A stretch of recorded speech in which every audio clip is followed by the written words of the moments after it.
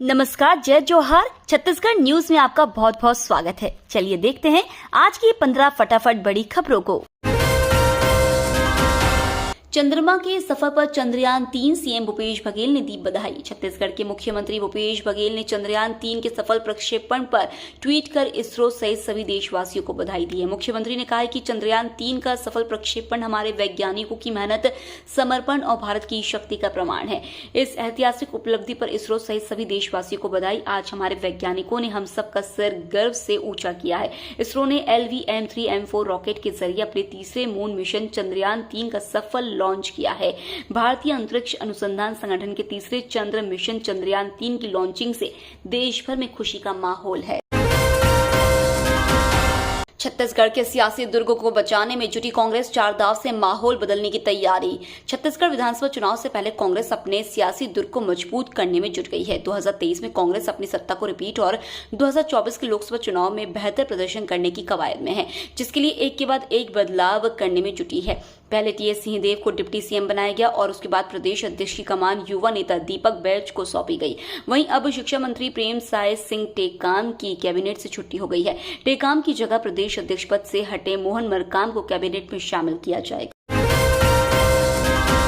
चुनाव से पहले कांग्रेस में हुए बड़े बदलाव, बीजेपी का आरोप, सरकार की विदाई तय। छत्तीसगढ़ में सत्ताधारी दल कांग्रेस के संगठन और मंत्रिमंडल में बदलाव किया है। बदलाव पर बीजेपी ने निशाना साधा है। बीजेपी ने कहा यह अंतर्विरोध की चरम सीमा है।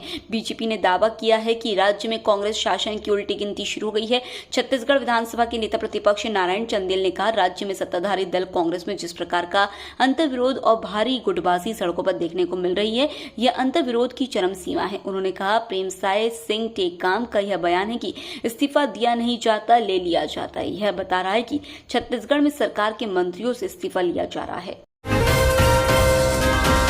गरीब परिवार की बेटियों के लिए वरदान साबित हो रही सीएम कन्या विवाह योजना।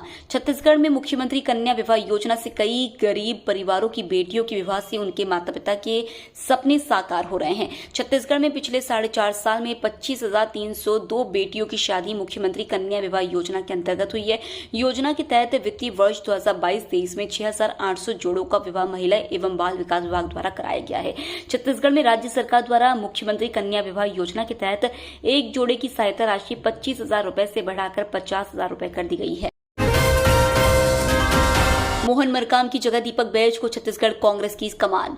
छत्तीसगढ़ में जैसे जैसे विधानसभा चुनाव का समय नजदीक आता जा रहा है, वैसे ही सूबे में सियासी उठापटक शुरू हो गई है। दरअसल छत्तीसगढ़ के स्कूल शिक्षा मंत्री प्रेम सिंह टेकाम ने कैबिनेट में फेरबदल की चर्चा के बीच उन्होंने अपने पद से इस्तीफा दे दिया है। प्रेमसाय सिंह टेकाम की जगह मोहन मरकाम को शिक्षा मंत्री बनाया जा सकता है। वहीं टेकाम ने कहा कि किसी को कैबिनेट में रखना या किसी को हटाना मुख्यमंत्री का विवेक है। मुझे बताया गया है कि अखिल भारतीय कांग्रेस कमेटी ने निर्देश दिया है कि मुझे इस्तीफा दे देना चाहिए। पद्म विभूषण पंडवानी गायिका तीजन बाई की बिगड़ी तबीयत, सीएम बघेल ने भेजी डॉक्टर्स की टीम। छत्तीसगढ़ की प्रसिद्ध पंडवानी गायिका और पद्म विभूषण डॉक्टर तीजन बाई की तबीयत बिगड़ गई है। फिलहाल उनका इलाज घर पर ही हो रहा है। मिली जानकारी के मुताबिक पद्मश्री, पद्म भूषण और पद्म विभूषण तीजन बाई की तबीयत पिछले कुछ दिनों से खराब थी। तीजन बाई की तबीयत की खबर मिलते ही मुख्यमंत्री भूपेश बघेल ने दुर्ग जिला प्रशासन को निर्देश दिया और उनके इलाज के लिए डॉक्टरों की टीम भेजी। फिलहाल उनकी हालत सामान्य बताई जा रही है। राजस्थान और छत्तीसगढ़ में भाजपा की नई रणनीति, कांग्रेस की चुनौतियों से इस तरह निपटने की तैयारी। 2024 के लोकसभा चुनाव से पहले मध्य प्रदेश, राजस्थान और छत्तीसगढ़ के विधानसभा चुनावों को काफी महत्वपूर्ण माना जा रहा है। राजस्थान और छत्तीसगढ़ में कांग्रेस की सरकारें हैं, जबकि मध्य प्रदेश में भी कांग्रेस ने भाजपा की मजबूत घेराबंदी कर रखी है। ऐसे में इन तीनों राज्यों में भाजपा की चुनावी रणनीति को लेकर शीर्ष स्तर पर गहराई से मंथन किया जा रहा है। भाजपा की ओर से इन तीनों राज्यों में नई रणनीति तैयार की गई है, जिसके मुताबिक अलग अलग राज्यों में अलग अलग मुद्दों और चेहरों को अहमियत दी जाएगी। छत्तीसगढ़ सरकार इस वर्ष 125 लाख मीट्रिक टन धान खरीदेगी। आगामी खरीफ विपणन वर्ष 2023-24 में धान खरीदी और कस्टम मिलिंग की नीति की समीक्षा कर सुझाव देने हेतु गठित मंत्रिमंडलीय उप समिति की बैठक 18 जुलाई को होगी। छत्तीसगढ़ सरकार द्वारा आगामी खरीफ विपणन वर्ष 2023-24 में प्रदेश के पंजीकृत किसानों से 125 लाख मीट्रिक टन धान खरीदने का अनुमानित लक्ष्य रखा गया है। उल्लेखनीय है कि विगत 4 सालों में किसानों की संख्या और रकबा में लगातार वृद्धि हुई है। कृषि उत्पादन भी तेजी के साथ बढ़ा है। जल्द छत्तीसगढ़ के सभी सरकारी राशन दुकानों में लग जाएंगे ताले। जैसे जैसे विधानसभा चुनाव नजदीक आता है वैसे ही कर्मचारियों का प्रदर्शन होता ही है। यूं कहें तो चुनावी साल में कर्मचारियों का धरना प्रदर्शन करना आम बात हो गई है, लेकिन पीडीएस जैसे सिस्टम भी अगर ठप हो जाए तो फिर सरकार को सोचना पड़ेगा। रायपुर के तूता धरना स्थल पर स्टेट वेयर हाउसिंग कॉर्पोरेशन और Chhattisgarh state civil supply corporation के तमाम संविदा कर्मचारी निश्चितकालीन हड़ताल पर चले गए हैं। इसके चलते प्रदेश में चलने वाला पूरा का पूरा पीडीएस सिस्टम ही ठप होने की कगार पर आ गया है। छत्तीसगढ़ की बेटी ने किया कमाल। कॉमनवेल्थ वेट लिफ्टिंग चैंपियनशिप में छत्तीसगढ़ की जूनियर बेटी ज्ञानेश्वरी यादव ने शानदार प्रदर्शन करते हुए जूनियर के साथ सीनियर वर्ग में भी स्वर्ण पदक जीतने का गौरव हासिल किया। इसके साथ ज्ञानेश्वरी ने कॉमनवेल्थ चैंपियनशिप में पदक जीतने वाली छत्तीसगढ़ की पहली महिला वेट लिफ्टर होने की उपलब्धि भी अपने नाम कर ली है। छत्तीसगढ़ के 6 सरकारी अस्पतालों को अवार्ड मिला राष्ट्रीय गुणवत्ता आश्वासन मानक प्रमाण।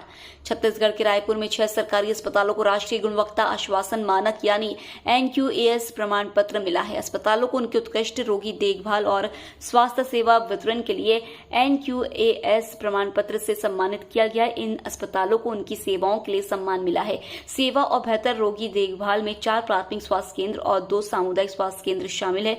केंद्रीय स्वास्थ्य और परिवार कल्याण मंत्रालय ने सरगुजा जिले के उदयपुर सामुदायिक स्वास्थ्य केंद्र और बागबाहरा सामुदायिक स्वास्थ्य को NSAQ प्रमाण पत्र दिया है। आवारा पशुओं पर हाईकोर्ट तलब। छत्तीसगढ़ की सड़कों पर आवारा पशुओं के घूमने को लेकर हाईकोर्ट ने नाराजगी जाहिर की है। कहा कि कई सालों से कानून बने हैं लेकिन उन्हें अब तक लागू नहीं किया गया है। कोर्ट ने मुख्य सचिव की अध्यक्षता में समिति बनाने का निर्देश दिया है। इस समिति में केंद्र और national highway authority of India के अफसर भी शामिल रहेंगे। सड़कों पर आवारा पशुओं के विचरण से लगातार हो रहे हादसों को लेकर दायर जनहित याचिका पर चीफ जस्टिस की डिवीजन बेंच में सुनवाई हुई। छत्तीसगढ़ यूथ कांग्रेस का अनोखा प्रदर्शन। टमाटर के लिए लोन लेने पहुंचे बैंक। छत्तीसगढ़ प्रदेश युवा कांग्रेस ने टमाटर के दाम में भारी वृद्धि होने पर अनोखा प्रदर्शन किया। युवा कांग्रेसियों ने भारतीय स्टेट बैंक पहुंचकर टमाटर खरीदने के लिए लोन की मांग की। साथ ही अलग अलग शाखाओं में जाकर भारतीय स्टेट बैंक से टमाटर खरीदने के लिए लोन मांगा।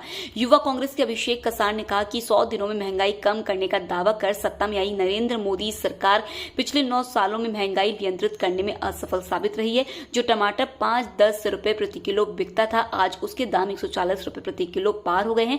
डॉलर से भी 2 गुना टमाटर हो गया है। हरियाली को बढ़ावा देने वन विभाग की अनोखी पहल। घर पर फ्री डिलीवरी कर रहे फलदार पौधे। रायपुर समेत पूरे छत्तीसगढ़ में हरियाली बिखेरने वन विभाग ने निःशुल्क पौधा वितरण शुरू कर दिया। अगर आपको फलदार पौधे चाहिए तो विभाग द्वारा जारी व्हाट्सएप नंबर 7587017614 में मैसेज करके पौधों की निःशुल्क डिलीवरी घर बैठे पा सकते हैं। अब तक जिले से 174 लोगों के मैसेज मिलने पर विभाग ने 850 फलदार पौधे वितरित किए हैं। छत्तीसगढ़ में स्वच्छ वातावरण और पौधारोपण के प्रति लोगों को प्रोत्साहित करने के उद्देश्य से वन विभाग द्वारा पौधा तुरहन द्वारा की योजना के तहत राज्य भर में पौधों का निःशुल्क वितरण कर रही है। छत्तीसगढ़ हाई कोर्ट का बड़ा फैसला। शिक्षकों की भर्ती प्रक्रिया में लगी रोक हटाई। छत्तीसगढ़ में शिक्षक भर्ती परीक्षा को लेकर हाई कोर्ट ने बड़ा फैसला सुनाया है।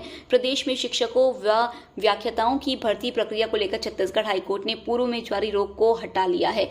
साथ ही राज्य शासन को आगे की प्रक्रिया को प्रारंभ करने की छूट दी है। कोर्ट ने 5 याचिकाकर्ताओं के लिए 5 पद आरक्षित रखने का भी निर्देश दिया है। वेद प्रकाश एवं अन्य ने छत्तीसगढ़ हाई कोर्ट में याचिका दायर कर कहा है कि छत्तीसगढ़ शासन द्वारा शिक्षक के टी संवर्ग के 4,659 पद पर एवं ई संवर्ग के 1,113 पदों की भर्ती हेतु 4 मई 2023 को ज्ञापन जारी किया गया। ये तो थी आज की बड़ी खबरें।